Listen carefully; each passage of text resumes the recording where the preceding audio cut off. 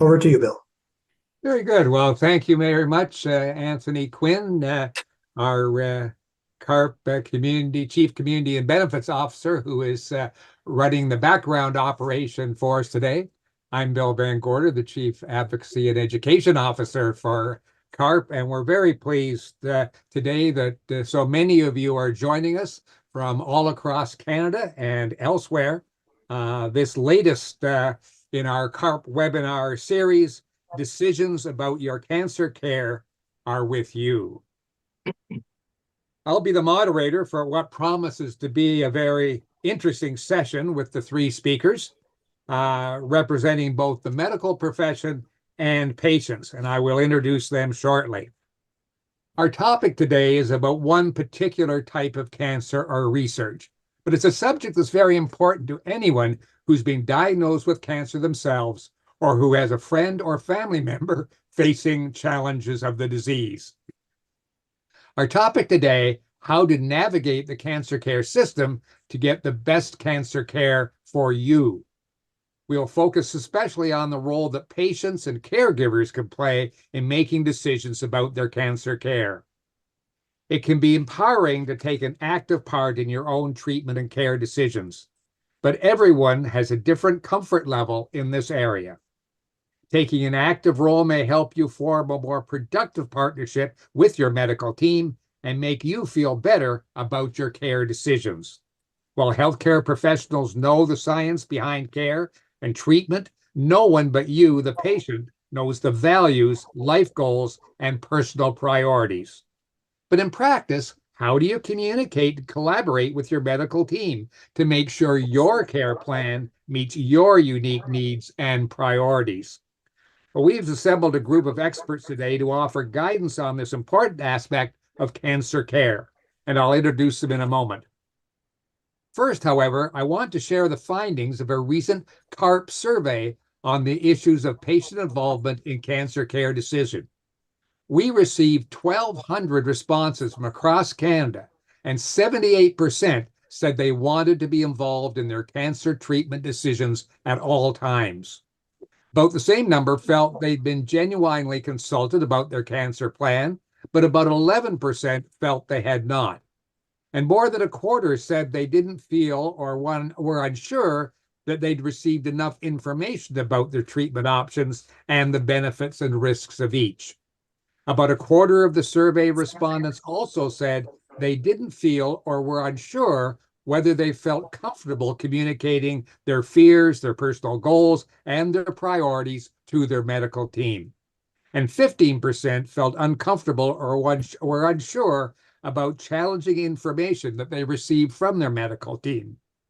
As well, almost half were uncomfortable or unsure about asking for a second medical opinion. In sum, when CARP members are very keen to be involved in their care decisions, these results show there's still some information gaps, and it's not always easy for them to have the discussions with their medical teams. Well, I want to remind you at this point to send your questions in by putting them in the chat, and we plan to have time to answer those questions later. Anthony Quinn is monitoring them for us, and he'll pass the questions on to us. So when you think of them, go to the chat and put your questions there. Please send them whenever you wish. Just click on that chat button and write them down. If you have any questions to be directed at a particular speaker, please say so. Well, now I'd like to introduce you to our three guest experts whom we're very grateful to have with us today. First of all, Dr. Rosalind Juergens is an oncologist at the Juravinski Cancer Center in Hamilton, Ontario, and heads the Department of Clinical Trials. Dr. Juergens is also a patient advocate and serves on the board of Lung Cancer Canada. Alan Chodowski is a survivor, having diagnosed with cancer twice, the second one being a terminal diagnosis of salivary duct carcinoma in 2016, and he's used his experience to author an award-winning and best-selling book on the other side of terminal, which discusses the desired of cancer patients and their families to get accurate information. I should also note that part of the profits from his books are donated to the Princess Margaret Cancer Foundation in Toronto. And our third expert is Lisa Machado, who's been living with chronic myeloid leukemia since 2008 and is founder and executive director of the Canadian CML Network. She's also executive producer of Advocacy and Better Health, a content and strategy supportive initiative for advocacy groups that partnered with healthings.ca. She's also the author of the award-winning publication Live Well with CML: What You Need to Know to Live Your Best Life with Chronic Myelogenous Leukemia. As a journalist, she focuses on challenges patients face as well as exploring what it means to be a patient in Canada's healthcare system. I want to thank once again all three of you very much for joining us today. We couldn't have a better group of people to advise us with the expertise and experience that you have on the topic. So today we're going to focus on three areas or themes. One, how to effectively communicate with your medical team. Two, what key issues should you discuss with your medical team? And three, how to navigate difficult conversations and challenges in obtaining care. So with that, let's go ahead and get started. And as we saw in our survey results, the vast majority of our members want to be involved in their care and treatment decisions. So how do we effectively communicate with the medical team? In practice, how do we really make this happen? Dr. Jurgens, let's start with you. How do you approach conversations with your patients? Yeah, that's a great question. And actually, it's been a topic that's been boiling up across the country as of late. At my center, we've actually invested a fair bit of time and effort into a concept called shared decision-making, recognizing that medicine is no longer this paternalistic world in which the doctor should come into the room and tell you this is what you're going to do, and you say thank you very much and move forward with that. But that's easier said than done, to change that mindset of, doctor gives recommendation, patient accepts recommendation and moves forward. We've been working at our center with a framework called the Serious Illness Conversation. The Serious Illness Conversation project came out of the Boston hospitals and has been quite well studied there. And it's an effort to take physicians out of their comfort zone and potentially patients and their families outside of their comfort zone. And what we do is we actually book a separate appointment that's meant to be not necessarily about the medical aspects of things, but really to bridge that idea of the physician and care team. So it's actually attended by myself, my nurse, and potentially a social worker. And we actually give the patients homework. So we give them sheets of paper that ask them to think about things like, what are they afraid of? What are they most hopeful for? And we ask them to do that homework and bring it to these appointments so that I get an opportunity to learn about the person themselves and not just about their medical details. We get very easily trapped into that mindset of focusing on the medical details, but not interweaving the actual person in front of this into how we walk the walk moving forward. So that's what our center has been using, and I've quite embraced it. Fascinating. Ellen and Lisa, you both have lived experience with cancer and experience interacting with medical teams. Can you tell us a little bit about your experiences? Ellen, let's start with you. Okay, sure. So thank you, Dr. Jurgens and Bill. That was an amazing answer, Dr. Jurgens. Thank you. It's always refreshing to know that we are people first before we become patients. So in my case, I've been in the world of cancer care as a patient since 1991. And I started in Quebec when I was 20, diagnosed with Hodgkin's disease and treated with radiation therapy. But the majority of my ongoing follow-ups and care have been in Ontario. So when I was 20, the communications with my oncologists was a one-way thing where I was basically told, what was going to be happening to me and when. I had zero input. And fast forward 25 years later to 2016, when I was diagnosed with a terminal head and neck cancer, that communication shifted. My life was on the line and my kids were 12 and 9. So you bet I was going to be very, very involved in my care plan. My involvement in my care is the reason why I was able to survive this far and have extra time with my family and write my book and help others to do the same. So I strongly believe that communication is a huge aspect of the process. Well, thank you. And Lisa, how about you? How did you or do you work with your care team? So I think that those are great. But Dr. Jurgens, I love that program. I think that's amazing. And if we could figure out a way of rolling something like that out at all the centers, that would be so great. And Alan, I've heard you tell your story a million times, and every time it always shocks me at what you were able to accomplish, because you literally did save your own life. By educating yourself, but also communicating what you had found out, and pushing to have those decisions made, which is incredible and not easy, right? And not something that a lot of patients can do. And for me, I mean, I'm at one of the best cancer centers in the world, and I still very much come up against what Dr. Jurgens was referring to, the paternalistic not really attitude, but just this patients and doctors are sort of in this framework, right?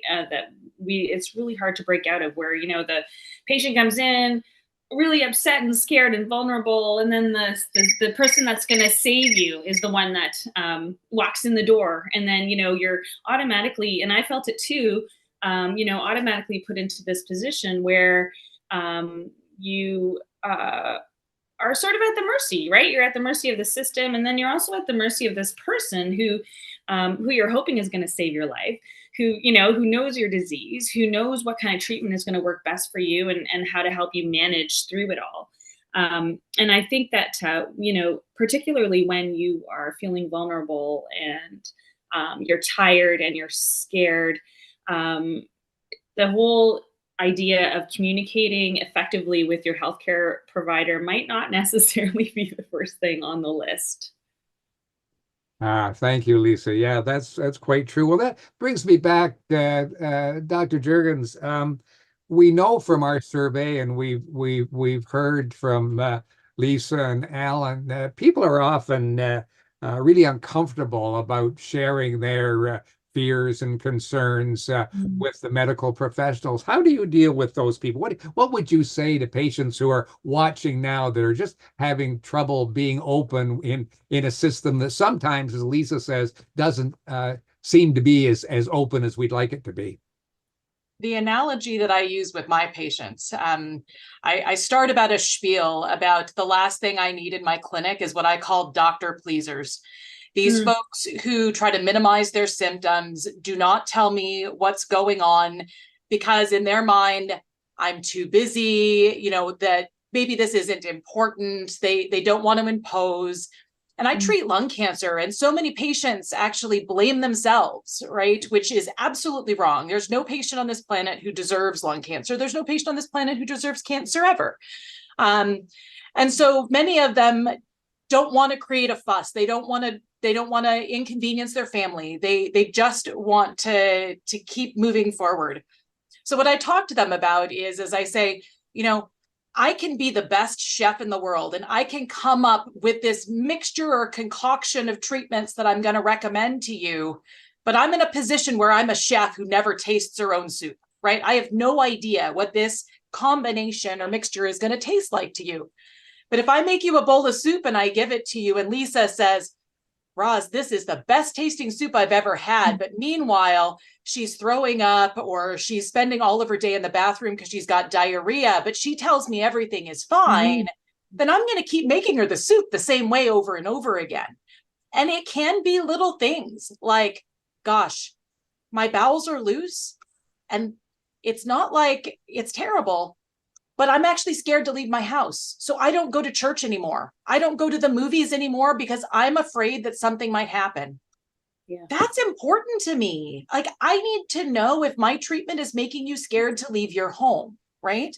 And so I talk to patients a little bit about how important that conversation between themselves and myself is. And many patients are scared that if they tell me about symptoms, that I might change the dose or hold the dose.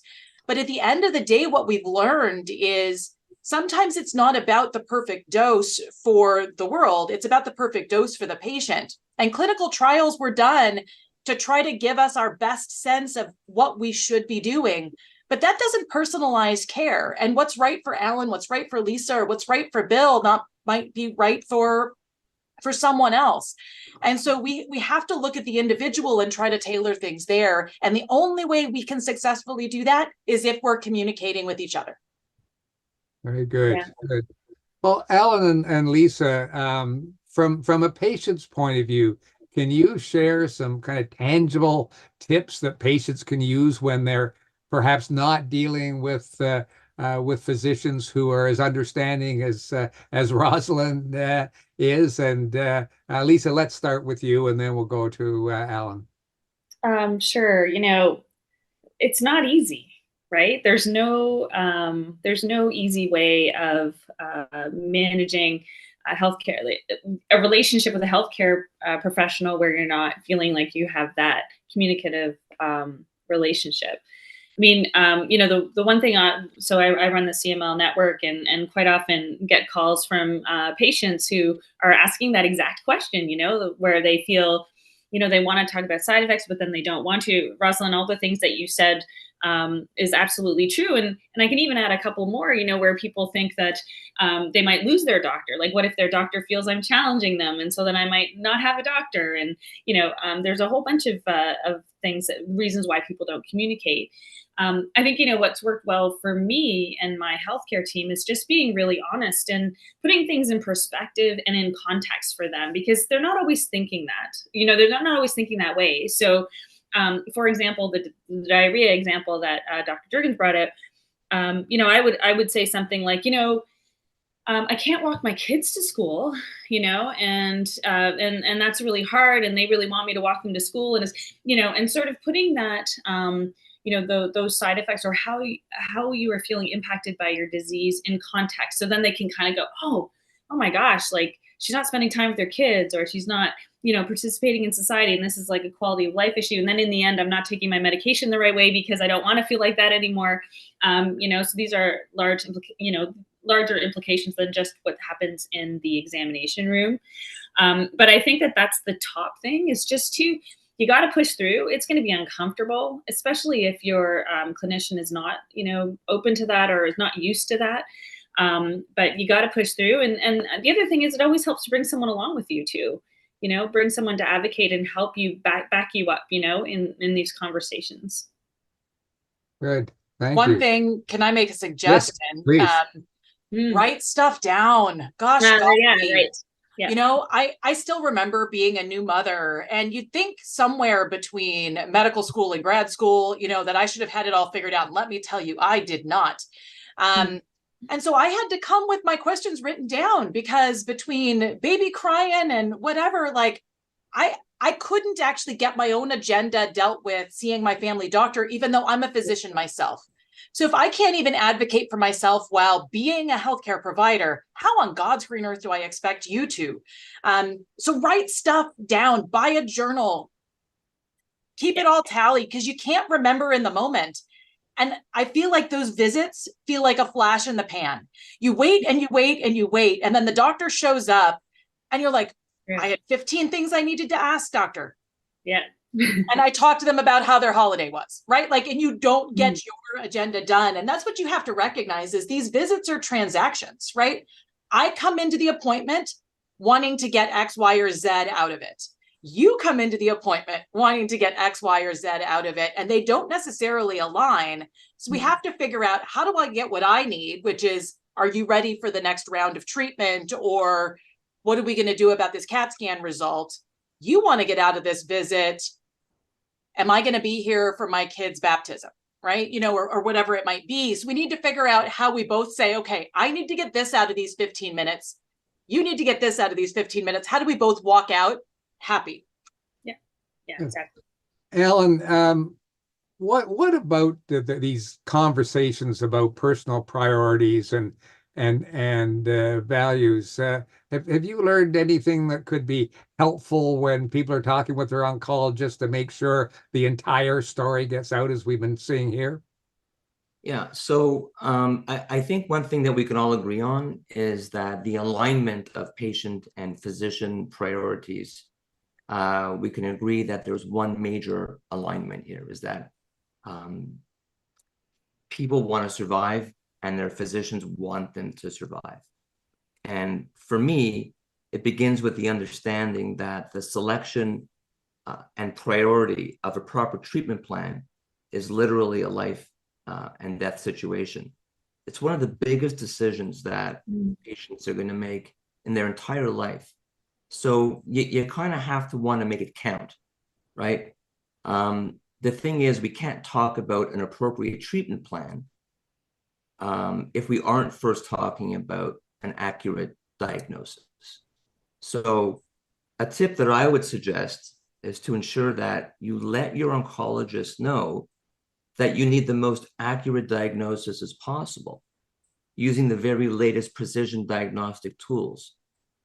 And if you have advanced or metastatic cancer, ask your oncologist to do some research together with you on clinical trials that maybe you have access to.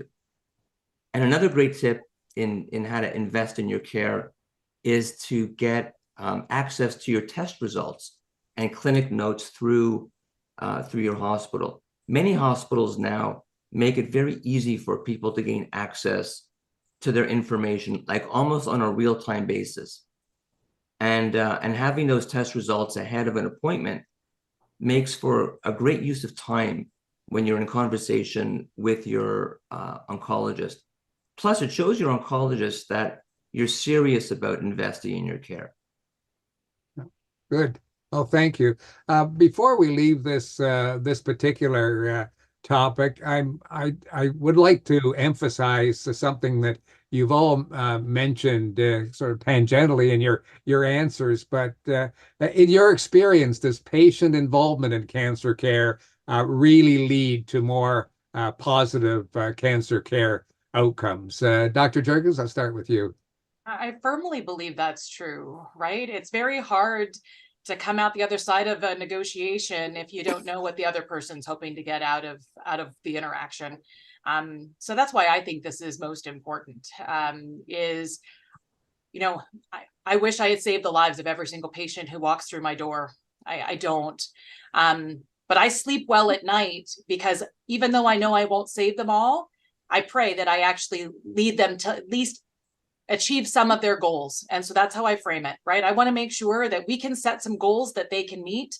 And like I said, unless I know what those are, no way that I'm going to get there by just guessing. Thank you. Lisa, what have you seen in terms of positive outcomes from this kind of relationship? I mean, I think, it's come up repeatedly already in our discussion, but if you have an open relationship with your doctor and, your doctor knows what your goals are and how you're experiencing treatment and any challenges that you're having, and they perhaps can address those, then the outcomes are going to be way better than if you're struggling on your own. In the CML community, CML is a generally very well managed leukemia with medication. If you don't take your medication, though, you're going to die. And I've heard from clinicians many times where they have patients and the numbers aren't looking well, and they're like, why is this disease, which is so well managed, why are we having these sorts of negative outcomes? And the reason almost always are patients who are struggling with quality of life issues, and they just can't get their head around it. So they decide, well, they're just going to stop taking their medication or not taking it the right way, or skipping doses, and in order to manage those side effects. And then the outcome is much more negative than it ever had to be. Alan, anything to add? So the question is about patient involvement and the impact on their outcomes, correct? Exactly, yes. So yeah, in short, from my point of view, my experience, and from what I've seen in other patients, the answer is a resounding yes. Like if I didn't push my oncologist to order molecular profiling, I firmly believe that I would have died 2 or 3 years after my terminal diagnosis back in 2016. Once we knew what was driving my cancer's growth at the molecular level, I pushed for the use of targeted drugs to cut off the fuel that my cancer needed to grow. And if I didn't get involved in that process, it wouldn't have happened. It's as simple as that. And it was incredible and rewarding to watch how my tumor shrank. Each of these CT scans rather, the results came back, and each of them was better than the next. And it's an incredible, fulfilling, rewarding experience to know that you were involved in that process. Today I continue on that same treatment, and I remain very involved in the decisions that will hopefully continue to lead to positive outcomes for me and my family. Good. Thank you. Well, moving on then to the next area of questions, and we talked about the number of different questions and areas that a patient might ask.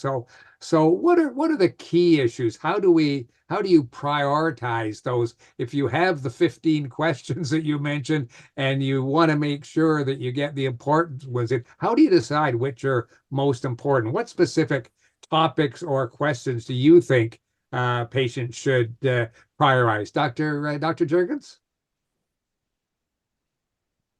I mean, it's tricky, right? It depends on the given day as to what the most important thing is to talk about, right? If it's the first time meeting somebody, gosh golly, like my job is massive in that first visit, right? I have tasks of likely educating a patient and their family about the diagnosis. We have to talk about what the goal of any treatment's going to be. Is this something that I'm attempting to cure? Is this something that I think I can treat and buy time, but cure may not be on the table? I have to talk about the different treatment options. I have to, honestly, I open that door and I start talking with patients that very first day about practical aspects of things. So if I've got someone who's stage 4 and I think that they're likely not going to be cured, I rip off that Band-Aid and I'm like, do you have a will? Have you actually thought about what you want from a medical decision perspective? And I say things like, very few people sit around the table on a Friday night with a glass of wine and talk about how aggressive or not aggressive they want to be with their healthcare. But if we don't normalize these conversations among patients and their families, their caregivers, and their healthcare team, we're just going to keep walking blindly. And so I invest a lot of time in that first appointment, which unfortunately probably means that people don't take away nearly as much, because their brains are full at that point. And that's why we kind of have to book these separate intercurrent appointments to reinforce information, et cetera.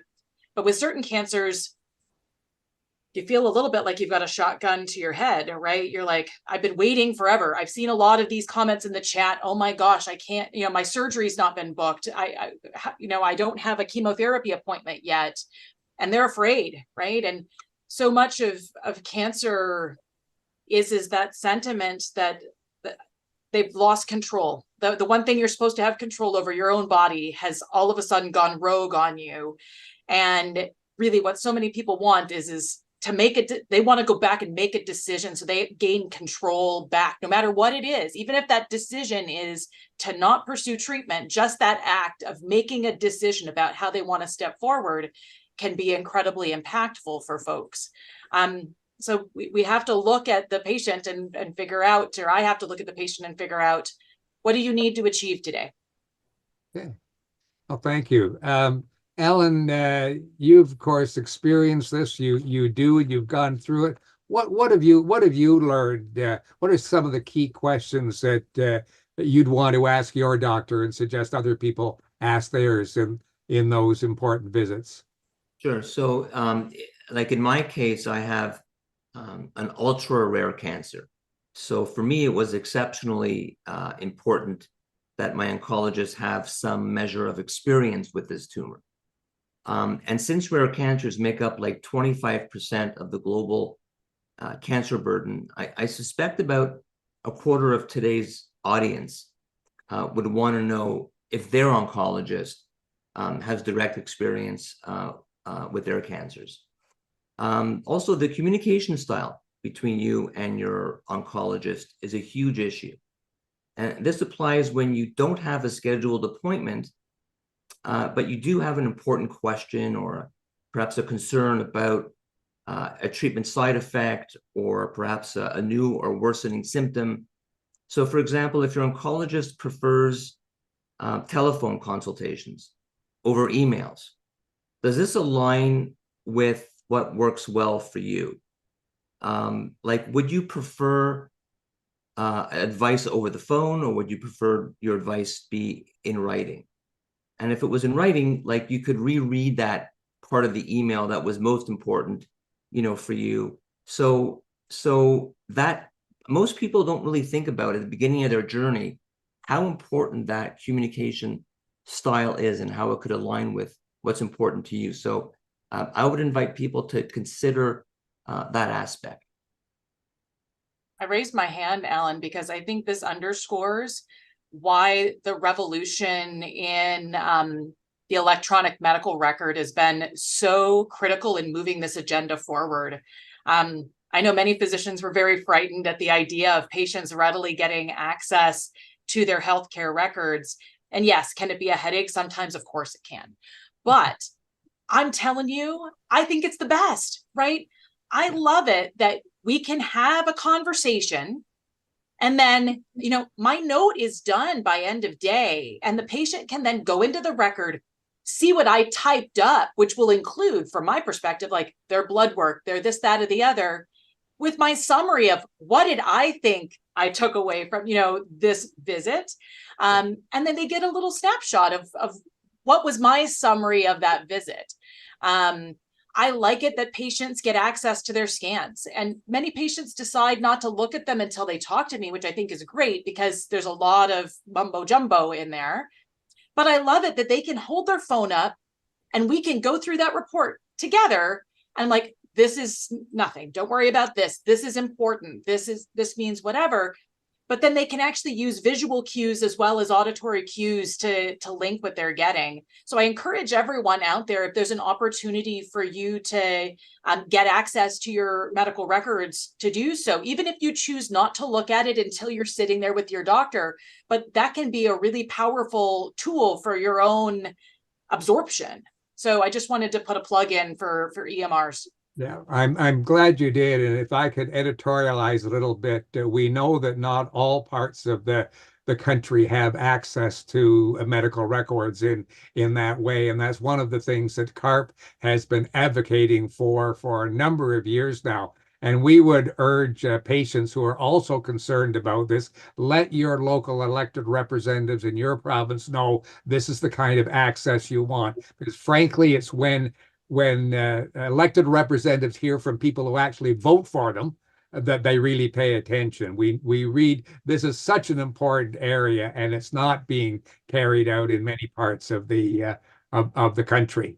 Lisa, sorry, we got off on a bit of a tangent there, but if you have anything to add in terms of the topics or issues that you think cancer patients should deal with, and also talk a little bit about of the support and need for patient groups.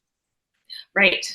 So I would agree with everything that Dr. Jurgens and Alan have said about what you should do in terms of those appointments with your doctors. I think the only thing that I would add to that is to just really be clear about your goals for treatment, and the quality of life issues. And in CML, for example, we have a bunch of different medications, and all of them work fairly the same. Quite often a doctor might, say to you, well, you have, can choose between these things and these different medications. And then maybe a patient might say, well, you go ahead and choose. The thing is, though, if there's some things that, you might not work for you, like maybe you don't want to be feeling nauseous when you take it, or maybe you don't want to, have to fast, because some medications you have to fast. And I think that that's really important.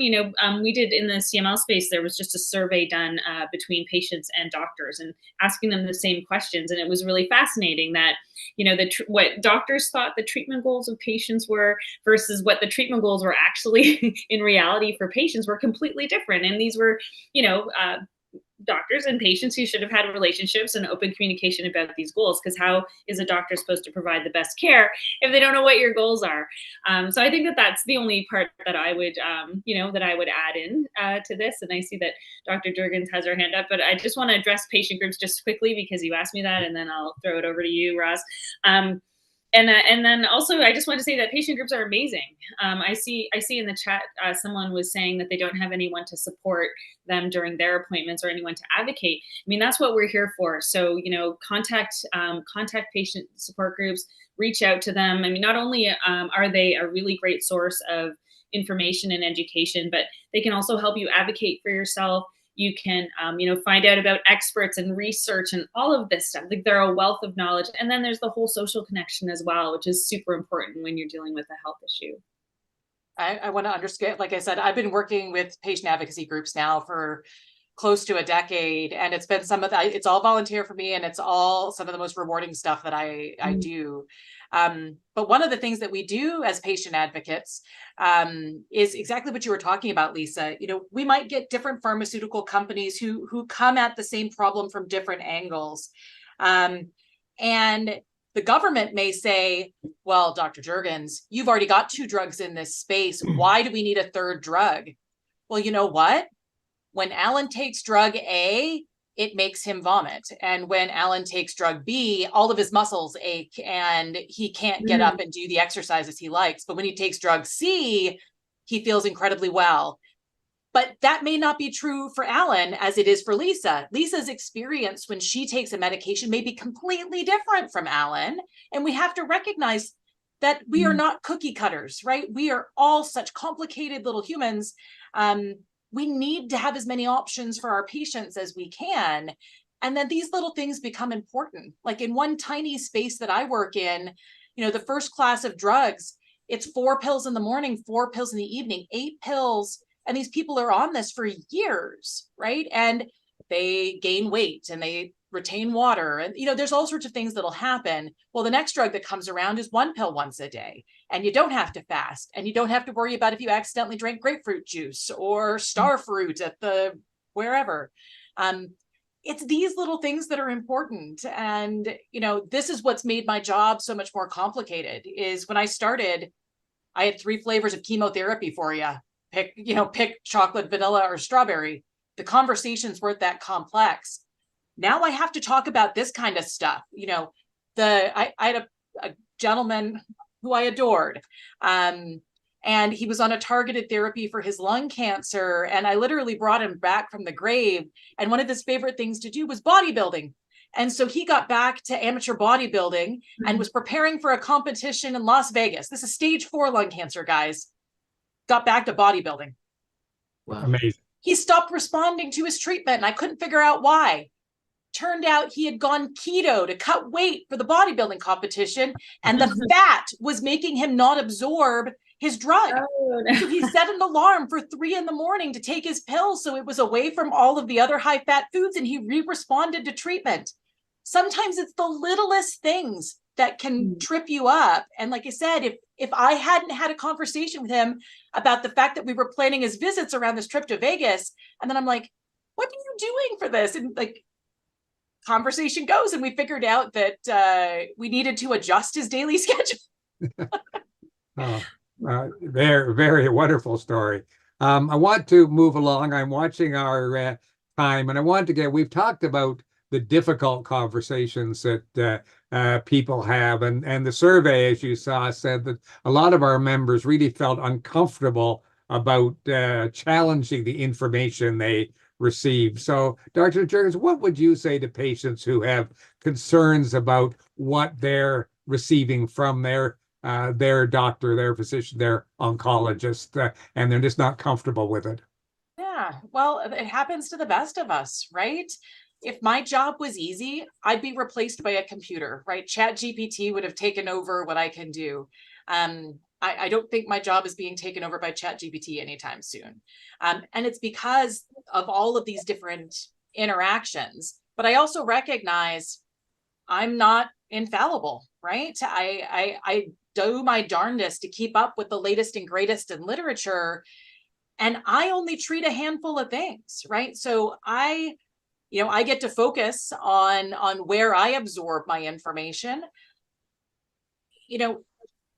Challenge me, ask me questions, even though it may not be comfortable. The struggles we have are things that I'm seeing in the chat. There aren't enough oncologists, right? Like, I already work 80 to 100 hours a week trying to do all the things that I do. I can't get CT scans as quickly as I would like. I can't get MRIs as quickly as I would like. It takes too many weeks for pathology to turn around in a quality way. And we can't just go running forward without accurate information. I go back to what Alan said, and that resonates with me. We want as precise information about what we're treating as we can, because if I just go in without knowledge, then I'm not going to do any better than I did 20 years ago, which wasn't very good in the diseases I treat. So let's talk about what you're going to get out of a second opinion. Let's talk about what that might mean for delays, and let's figure out how we can do things. For example, there might be opportunities. These are things that are supported across all the different cancer centers, to the best of my knowledge. They're called multidisciplinary case conferences. I bring cases to our local MCC all the time, where I present to the whole region's pathologists, radiation oncologists, medical oncologists, and we actually get a summative decision, and then I feed that back to the patient. So if they're concerned that maybe my vantage might be focused in a particular way, it's a way for us to get additional opinions, but patients don't attend those.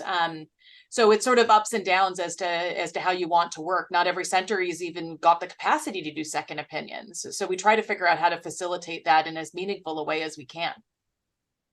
Yeah, thank you. Lisa, what are some of the challenges you faced, and maybe insights and lessons you can share about asking for second opinions or challenging advice that you're given? And we'll go Lisa first, and then we'll go to you, Alan.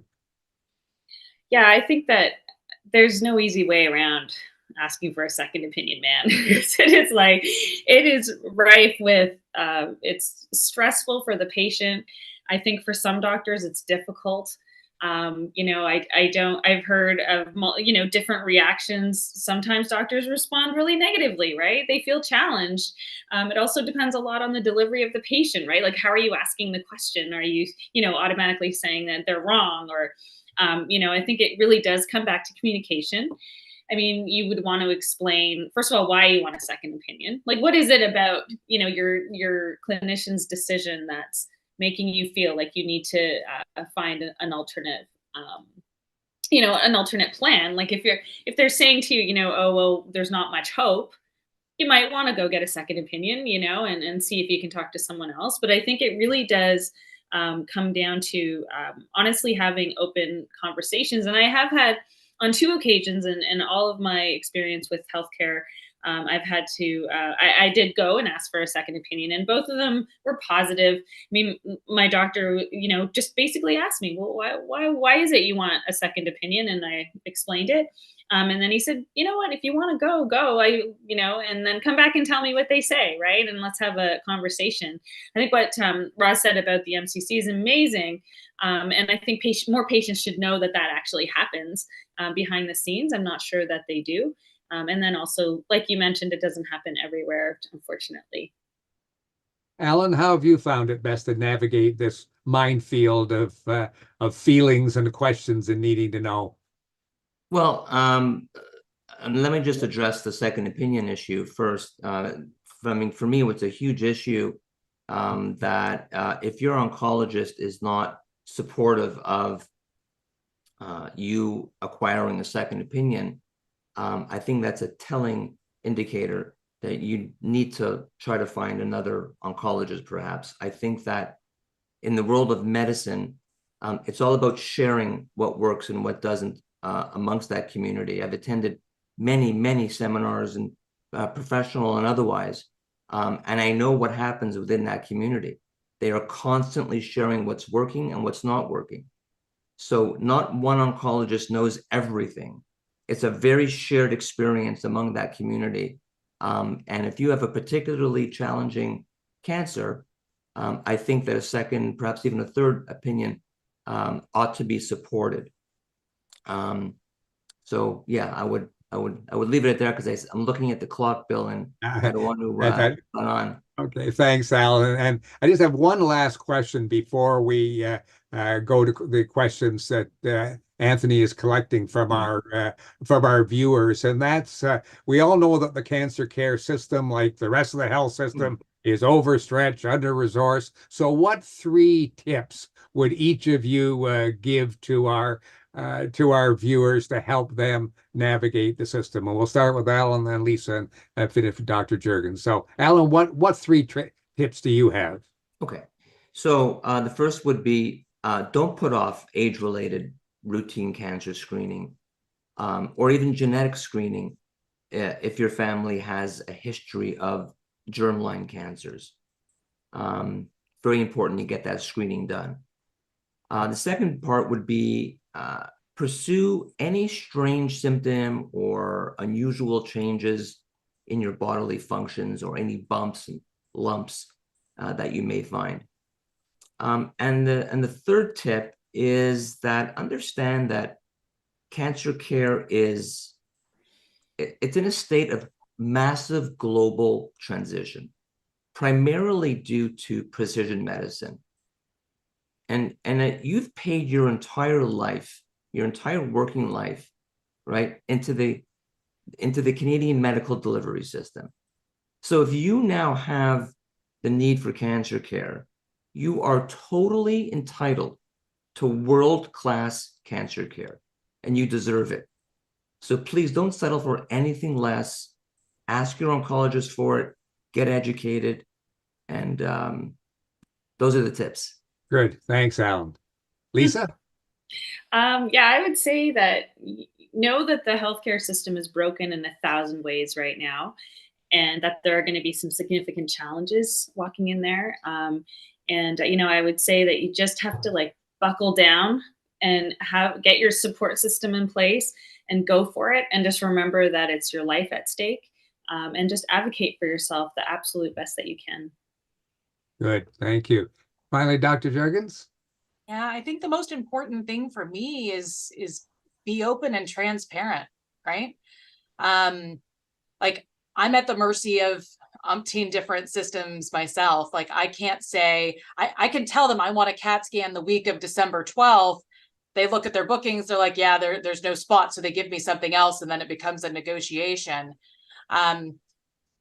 Again, as advocating for yourself, if it's really important for me that, I go to my cottage with my family for the 2 weeks at the end of August, please preserve that. Tell me that, because it's all sorts of more headache and heartache to try to shift things around. So the more I know about what's going on with you, the easier it is for me to pre-plan. And so I've actually been talking about the winter holiday season with my patients for 6 weeks now. I'm like, how do you feel about getting your treatment, right after Christmas? Do you have plans to be away with family during this time? How do we want to manage this? So I've been thinking about this for a long time, recognizing that things really get tough over the holidays from a patient perspective, from a system perspective. And so the earlier we think about these things, the more likely it is that we both come out happy at the end. Great. Thank you. All right, Anthony, I know you've got more questions than you can offer, but I know you've picked some key ones of general interest, so fire ahead. Well, it's a great presentation when the questions are being answered just with the presentation of the panelists, and they're following along. But one recurring theme is regarding access. We've had people writing in from more rural locations across Canada without access to family doctors, and patients asking about treatments that are available in the USA and not in Canada. So a little bit about how those people who aren't living next to Dravinsky Hospital, for example, how can they get access to the care they need? Yeah, I think we're fortunate in most of Ontario. But you know, when I look, you know, Canada is such a massive space, and different areas have figured out how to make things work. And so I think you have to know a little bit about your system to know how to best care. Like Northern Ontario has done telemedicine well for a long time. Us figuring it out during the pandemic, they were like, geez, we've known how to do this for a long time. There's ways to make this happen. And I'll tell you, if the CARP members out there want to do anything to advocate, it is really frustrating that we were told that we needed to do virtual medicine during the pandemic to keep people out of the health system. And then the government came back and said, actually, we don't think that this is as good as you can get. And so now they don't actually pay us to do it. So they forced people back into the clinics where they kind of liked the idea of being able to bleed in virtual care. So talk to your representatives about what works well for you. I think, you know, when it comes to the US thing, it's a minefield, right? Because not everybody has the resources to pay for what's available in the US, and the systems take longer. We actually at Lung Cancer Canada map out when the US approval is, when the Canadian approval is, and then when funding actually comes by province, and it's very different. And there are drugs that you can get in Quebec that you can't get in Ontario. There are drugs that you can get in BC that they haven't had for several years yet in PEI. And so there is absolute discrepancies depending on where you live by postal code. And, you know, it is something that you have to think about. How do we as a country decide to deal with that? Because you can live literally across the provincial borders in Ontario and not be able to get a targeted therapy that you could get if you were in Quebec. And Bill, you as an advocate leading the charge on that, what would be your call to action to those listening today? Well, I would just repeat what Dr. Jurgens has said, and that is we know that there's real discrepancies across the country in the availability of healthcare of all kinds, but especially in areas of cancer care and areas of specific and special cancer treatments.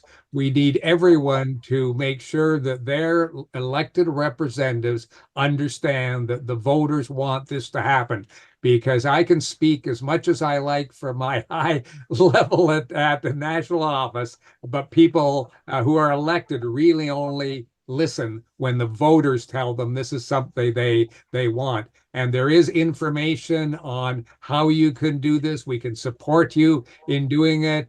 We can support you in writing letters to those members. And if you just go to our carp.ca website, you'll find all that there, and I'll give you the specifics later. It's high on the advocacy list for CARP, and we need all your support to make it happen. It's life and death, and it's got to happen now, not 5 years from now.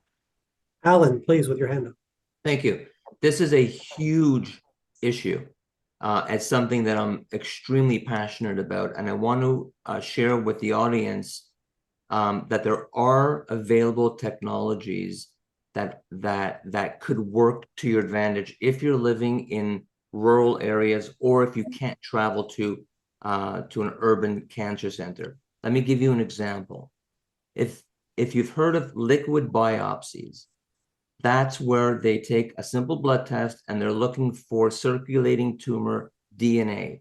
They can often, not always, but often find very important cancer characteristics within your blood. And what they're doing now in the US is they are doing decentralized clinical trials where patients don't have to come to an urban center. They send a liquid biopsy kit to you. A nurse comes to your home, does a blood draw, and then 2 weeks later or so, you're hearing from your oncologist with a diagnosis and maybe even a treatment plan based on that. So rural people now have an opportunity to engage with technology. You just have to want to do it. You just have to know it's there. The information is available, so just look for it. I appreciate this, Alan. This is an area of research interest of mine, and I've just received 3 different grants totaling up to about $500,000 trying to help our Aboriginal, our rural patients to get molecular profiling faster through this mechanism, but it's not currently funded by the government for most malignancies.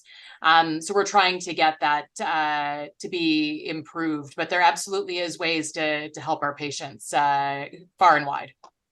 Good. And currently, some of the processes, Bill, do require out-of-pocket to access treatments and screenings. They do, and that is an issue that this kind of healthcare must be available to everyone, and your economic status shouldn't control your availability to the best available treatment. And that's a hard conversation for oncologists to broach, I will tell you.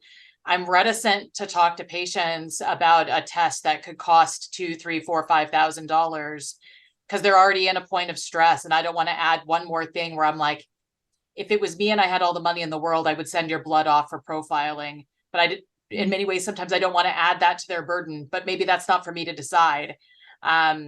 But like I said, these are difficult conversations when we don't have access to everything here. And so just one more thing for stress.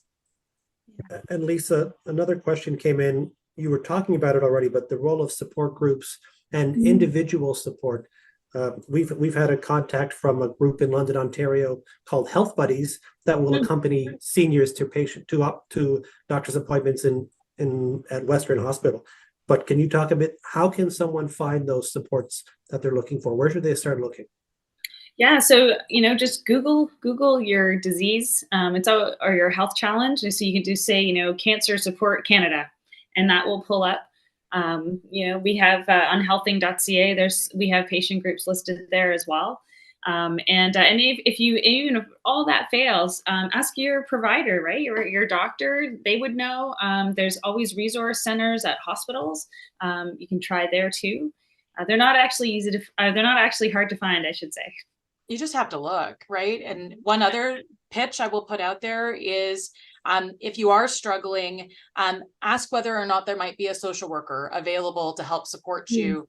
They won't be able to attend all your appointments, but they will have points of contact in your local community. They will know the different support groups. And so even if your doctor isn't as well versed, if you ask for a social work consult, that can help. And you don't even have to have a social worker at the cancer center. Home and community care often has access to social workers as well. Or many of the patient support groups, like we have a social worker that works with us at Lung Cancer Canada to help people from across the country. Yeah, that's a good point. Well, thank you. Thank you all very much. We're coming close to the end of our time, and thank you, Anthony, for what you've done in terms of making sure the production works properly. And repeat to people again that this has been recorded, will be available. You will be able to get it on the carp.ca website. We'll also post it on Facebook and other social media, so you'll know that it's there. Before we close, I want to share these 2 resources with you.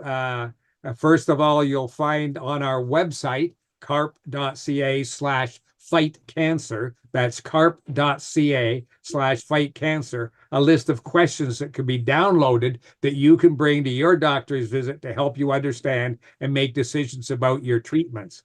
And also the Life Saving Therapies Network developed a new patient tool. It's available on their website, and their website is lifesavingtherapies.com. You see it there on the screen, lifesavingtherapies.com, and it will help you understand your care choices and work with your medical team to determine the best treatment plan for you. And you'll be getting this information when you look at the recording, so you'll be able to copy that down and follow through those suggestions and the other ones that were made. I really want to thank our excellent guests, Dr. Rosalind Juergens, Alan Chanskowski, and Lisa Machado. for sharing their experiences with us today. An excellent presentation. I could tell by the fact that our audience stayed with us all the way through. They were getting a tremendous amount out of it. And I know when the recording comes out, many people will be sharing it with friends and family. I also want to thank Merck Canada for helping support this webinar, and thank you, our audience, for taking the time to join in.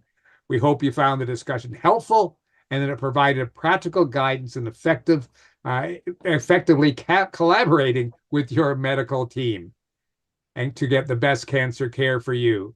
Thanks very much for taking the time to watch, and we look forward to seeing you all on the next CARP webinar. Have a good day.